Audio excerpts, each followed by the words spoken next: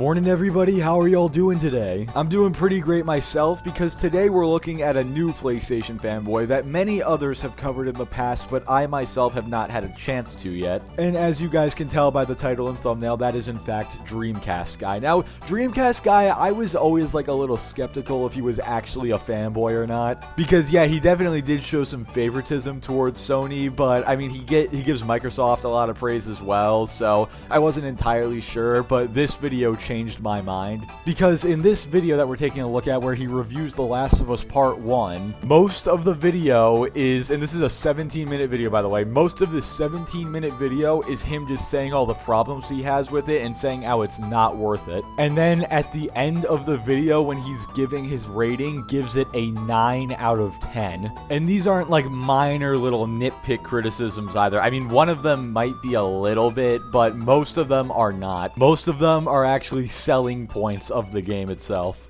But yeah, basically because this review he did is like 17 or 18 minutes long, I don't want to respond to the whole thing because I know that, you know, I'm a busy guy now with college, I got stuff to do. And I did a poll a while back and a lot of you guys said that you preferred videos that are like 10 to 20 minutes long. So basically for the sake of myself and for your guys' viewing experience, we're not going to respond to the entire thing. Instead, what I did is YouTube has that new feature now where you can see the most viewed moments of videos where like you hover over the time bar thing, and then it'll show a little graph and it'll go up when people like stop to watch there more often. So basically there's about 4 or 5 of these points in the video, so what I did was I just screen recorded those moments and I did verify first that they were actually worth responding to, and basically we're just going to respond to those little moments and then we'll show his score at the end. So without further ado, let's get into the video. Do I regret buying The Last of Us Part 1 Remake? Because this is a very expensive game with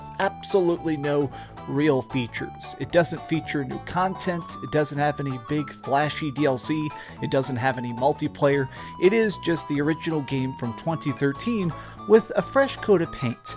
So as you can see, this man quite literally starts off the video by saying that it's the exact same thing as it was in 2013, but just slightly better graphics. And I know somebody's going to say, oh, what about the AI changes and stuff? Don't worry, he's going to get to that in a little bit. And honestly, the way he describes it, it starts to make me think that my original video talking about this, where I was saying there's like no significant improvements whatsoever, may not have been as wrong as I thought it was. But just keep in mind that he said that throughout the rest of the video, especially when we get to the very end.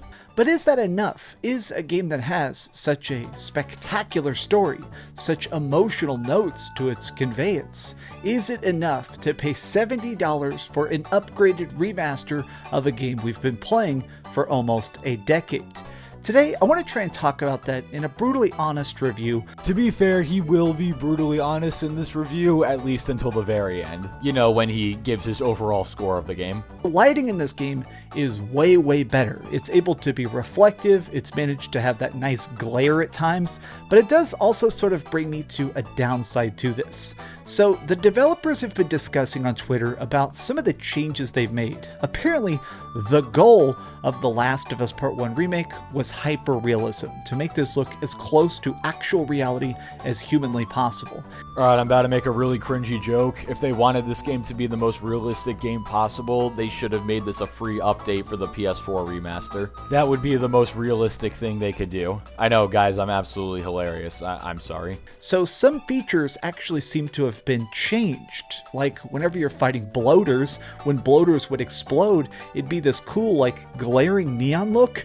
They've removed that. This was in the PlayStation 3 and the PlayStation 4 version, and now it's just like a big cloud of like light yellow fog. And apparently the reason they did that is because they feel like this is a more realistic portrayal of what this splash effect would look like. Yeah, and this is where we get into a problem with the whole like ultra realism thing in video games, because I'm sure I might make a community post about this in a little bit actually. But I'll ask you guys right now, is ultra realism a good justification for like removing something or downscaling something? Because you guys know, if you've watched my channel for a while, I have not played The Last of Us. However, I did really like that first explosion effect in the footage a lot more than the second one. Also, in the second clip, those particle effects were somehow a lower frame rate than the Starfield presentation. Remember when the spaceship was landing and like the smoke was coming out, it was running at like 5 frames per second? That looked on par with that, if not worse. So yeah, but anyway, back to my question. So leave your answer in the comments. Is ultra realism like this, where like maybe they make the particles a little more realistic, is that worth it if it makes it like look less cool? Personally, I would rather have it look cooler than look more realistic, but you guys let me know what you think. There's also other things that happen with the audio itself. Sometimes when you would kick open doors in the original version, they would explode in a cloud of splinters and make this explosive crash because you are a full force survival freaking nutcase kicking down a door, whereas now it's much more muted. There are these thousands of tiny changes that I feel like people who have played the original games again and again and again will definitely notice and sometimes appreciate, but I do feel like newcomers are probably not going to notice these tweaks. Well, no duh. If a newcomer has not played the game before, if they have not seen what the original effects and stuff looked like, of course they're not going to know if it was different. And I honestly doubt a lot of newcomers will notice this either, unless maybe they just recently played the game or they were watching footage or something, or maybe someone pointed it out to them. But honestly, the changes aren't that major in all honesty, especially if it's been like a couple years since you last played the game. I mean, I'm sure when people were enjoying The Last of Us back on, the PS3 and the remaster for PS4, they weren't thinking, oh my god, look at all those individual splinters that came out of the door when they kicked it down. I sure hope if they remake this game for a second time and charge $70 for it, they don't take that away, because otherwise I'm not buying it. Something tells me that's not a very likely scenario. This new graphics engine in general is certainly impressive, but I still just don't feel like it's fully worth the price tag on its own, simply because right now you can buy the original version of The Last of Us Part 1, like the original game, back for like $20. You can find it for like $5 on eBay. If you want, you can even subscribe to PlayStation Plus Essentials and just play the game inside the collection as part of the subscription fee. And I find that absolutely hilarious that people are actually going to pay $70 for this, unless you like really need access to the accessibility features for whatever reason. This is what I'm saying. Just pay, what is it, $15 a month? Like, just pay a one-time fee of $15, get PS Plus Extra, download the game, play it before your monthly subscription runs out, and then you can just cancel the subscription. Again, unless you really need those accessibility features, I really don't see the point in spending $70 when you could easily just spend $15 and basically get the exact same experience, but maybe with some cooler particle effects and stuff like that. In fact, the gameplay you've seen of it, I didn't even put my disc into my PlayStation 5, I just played it off the Essentials collection, and that version is the same story with the same features, the same characters, the same everything. It's just, slightly worse looking. I mean, this right here especially adds to my confusion as to why he gave this a 9 out of 10. He just admitted that you can just get PS Plus Extra for $15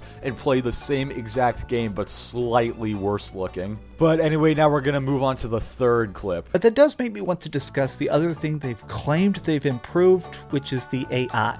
So apparently in the technological aspects of the original Last of Us back on PlayStation 3, the game had to be very much cobbled together with some very loose code. Character models could only actually see so much, enemies couldn't detect you very well.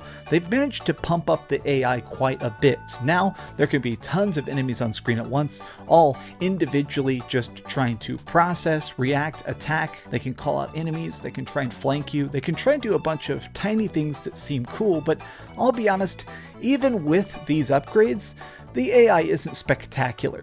And this is what I mentioned earlier about my original video on this topic maybe not being so wrong as I thought it was. And I mean, keep this in mind as well. He just admitted that the AI isn't very good, even with all the upgrades they've made. And also remember, the AI is one of the main selling points. Like, what were the main selling points of this game? It was the graphics, it was the AI, improved animations on the characters, and that's really the three main things I can remember. But the fact that one of their three three biggest selling points is being called out by PlayStation fanboys for not really being improved on all that much. I think that should tell you something. A lot of times it just felt like by jumping through a window, by going down some stairs or something like that, you became instantly invisible. The AI here meant to try and improve it. They've done things where now the characters, the enemies, actually see you. So being able to stay hidden is much more accurate. It's much more close to the realism they're trying to obtain. So let me get this straight. The big improvement of the AI is that they can see you now. Do I even need to say anything at this point? But I don't feel like it feels different. I was kind of hoping that on the harder difficulties or something, this extra AI would adapt to be even more difficult, but it doesn't feel like it is. Like, even having played through this now, it doesn't feel like these new enemies are any scarier in a game that I do feel like is trying to be scary. Now apparently the AI doesn't even get much better or harder on higher difficulties. Again, how could you possibly give this a 9 out of 10? From what you're describing, it sounds like this game failed at almost everything it set out to do except for charge you $70 and improve the graphics slightly. At least that's what I'm getting from this video. But anyway, now we're on to the fourth and final clip. And this brings me to the final point that I did want to discuss because a lot of people seem to be celebrating it, but these features are not something I've really been using it. But there is a ton of additional accessibility options. They've done all sorts of stuff actually right down here. You can actually change your field of view. You can make it so the game has lock-on aiming. You can all sorts of stuff like for those of us who have motion sickness problems. Sometimes I'm very susceptible to motion sickness. You can turn on stuff like motion blur. You can turn on camera shake. There's all these weird special things that can make it where you can just automatically skip every puzzle in the game. You can make it so you have infinite breath, so you can never fail swimming sections. It's strange that there is just so much extra stuff you can toggle off. You can even actually disable sections of the enemy code to make it where the monsters will never try and grab you. You can make it where the foes themselves are just dumber and won't actually see you while you're walking around. There's even an invisibility button. What? This is bonkers. I mean, it's impressive they managed to put so much in here. But at the same time, I'm still just kind of shocked that this is really the only stuff in here that sort of changes the experience, and it's features that I'm never really going to toggle on. So I apologize for having to put that on 300% speed, but we were going to be sitting there for like 2 minutes straight if I didn't. But you guys could see what he was talking about on the screen, all the different accessibility options. You can go invisible if you want to. You can turn off certain parts of the AI. Honestly, my feelings about the accessibility options are kind of mixed. I do like them a lot. I love that there's so many. And like I said earlier, I think if you have like a disability, like you need the accessibility options, maybe like DreamCastGuy said he's prone to motion sickness. Maybe if you're prone to motion sickness, you might want to get this game so you can fix that. And honestly, as for the really weird stuff, like, you know, you can have infinite breath or you can go invisible or something like that, I don't really see that as like a negative thing that they've added it, honestly, because again, I haven't played the game. I'd assume there's like collectibles, or like if you want to get the platinum trophy, you probably have to go around the level and like find different stuff, I would assume. Like that's just a guess, but like if that is the case, then maybe having the invisibility and stuff would help, because for example, Doom Eternal, I've 100%ed that game and the DLCs 3 times now. Like, I love that game so much. And whenever I play through the level regularly, I, you know, just play through it, and then I may grab some of the side stuff that I'm gonna have to come back and get later anyway, but a lot of the times I'll just skip it. And then I'll use a lot of the cheats you can get, like infinite ammo and stuff like that, if I'm just trying to, you know, speed run through a level, get the stuff I'm looking for real quick, and then get out. So yeah, I understand if a lot of people aren't actually gonna use these features, but I don't think it's a bad thing that they were added. More accessibility is never a bad thing. Like, one of the things is you can turn on super slow motion. That's great, but in a game that I'm trying to get scared from, that's definitely going to be counteractive to the experience. So I guess in the grand scheme of things, do I regret buying The Last of Us Part 1 Remake? Yes. I think I do regret buying it just because it is so expensive. So there you go, guys. He has now told us he's gone through all the issues he has with the game. He doesn't think the accessibility options are very useful, even though I kind of disagree with that. But yeah, he's gone through this 17-minute video now. Again, we didn't watch the whole thing because I don't want this video to be like an hour long, but we've gone through the whole thing. He's constantly criticized the game and ridiculed it, and he just finished it off by saying he regrets buying it and he thinks it's too expensive. So now let's get to his verdict. This does feel like a bit of a Sony cash grab, and I say that as a person that predominantly plays on PlayStation. But we've heard some good and some bad. Let's go to the ratings board and put a big number on it. I am giving The Last of Us Part 1 Remake a 9 out of 10.